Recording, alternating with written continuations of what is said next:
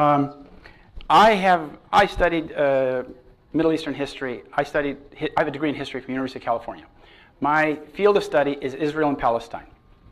In 1986, I was at the university when Benjamin Netanyahu released a book called Terrorism: How the West Can Win.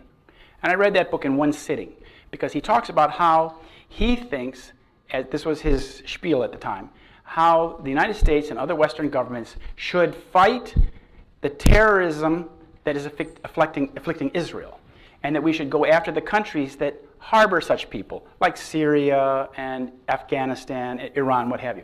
Now, this is the message that Benjamin Netanyahu had been promoting in books and articles and speeches since 1979.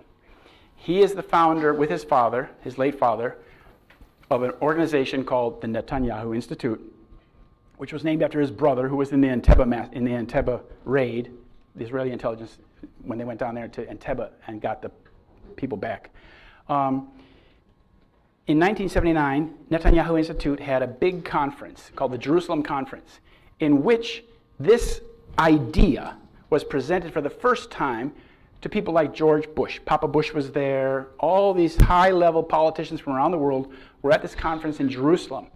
It's very hard to find any information about this conference, but it's very interesting. This is when the thesis of the war on terrorism was first presented to the world's leaders, which is basically, as I told you, that the Western democracies should wage war on terrorism, and the way to do that was to wage war against the countries that support terrorism, and they will tell you where the terrorism is. And as you can see now, it's like a moving show, because you can create the terrorism wherever you want.